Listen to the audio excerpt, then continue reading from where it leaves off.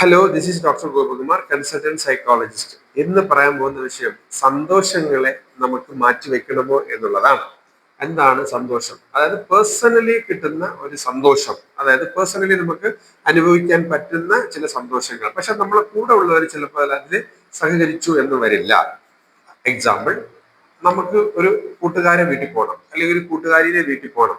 നമുക്ക് ഒരു ഫിലിം വന്നപ്പോൾ അത് കാണണം. ചിലപ്പോൾ നമ്മുടെ വീട്ടുകാർക്ക്, അല്ലെങ്കിൽ നമ്മുടെ ഹസ്ബൻഡിന്, നമ്മുടെ വൈഫിന്, നമ്മുടെ കുട്ടികൾക്ക് ചിലപ്പം അത് അത്ര വലിയ താല്പര്യം കാണില്ല. ചിലപ്പോൾ നമുക്ക് ആ ആക്ടറിന്റെ ഫിലിം കാണണമെന്ന് ചിലപ്പോൾ ഒരു താല്പര്യം ഉണ്ടായിരിക്കാം. ഞാൻ പറയുന്നത് ചെറിയ ചെറിയ സന്തോഷങ്ങൾ.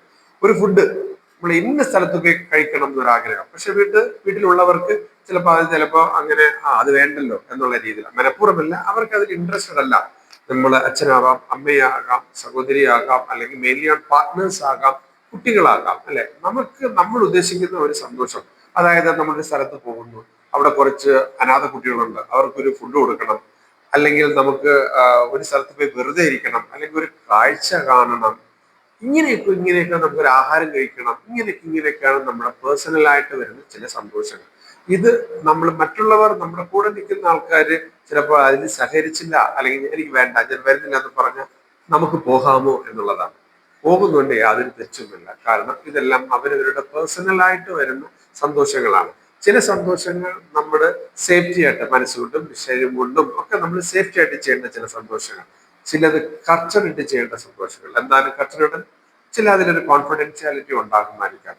അത് നമുക്ക് അനുഭവിക്കുന്നുണ്ട്, യാതൊരു കുഴപ്പവുമില്ല. കാരണം നാളെ ഇതെല്ലാം അനുഭവിച്ച് ഇതെല്ലാം കഴിഞ്ഞു പോകുമ്പോൾ, അവർക്ക് വേണ്ടി നമ്മൾ ഇതെല്ലാം അനുഭവിക്കാതിരിക്കുമ്പോൾ, ഇതൊന്നും മറ്റുള്ളവർക്ക് ഇതൊരു വലിയൊരു കാര്യമല്ല. അവരിതൊന്നും ഓർത്തുകൊണ്ടിരിക്കില്ല. അതുകൊണ്ട് നിങ്ങളേതായ കിട്ടുന്ന സന്തോഷങ്ങൾ നിങ്ങൾക്ക് ഒരു പരിധി വരെ നിങ്ങൾക്ക് ആസ്വദിക്കാം. അതൊരു മോശം ഇതിലോട്ട് പോകരുത്, അല്ലെങ്കിൽ അതിൽ ആരെയും ചതിക്കുന്ന രീതിയിൽ ആവരുത്, ആരെയും ഹോണ്ട് ചെയ്യുന്ന രീതിയിൽ ആകരുത് എന്ന് മാത്രം. അങ്ങനെ നിങ്ങൾക്ക് കിട്ടുന്ന സന്തോഷങ്ങൾ അതൊരു കോൺഫിഡൻഷ്യൽ ആയിട്ടുള്ള സന്തോഷങ്ങളായാൽ കൂടെ അത് അനുഭവിക്കുന്നിടത്തല്ല, അവരവർക്ക് അവരുടേതായ രീതിയിലുള്ള ചില കരുതലുകളും ചില രീതിയിലുള്ള മനസ്സും ആ സന്തോഷത്തിനെ കണ്ടെത്താനുള്ള ഒരു ചാൻസസ് ഒക്കെ കിട്ടുമല്ലോ.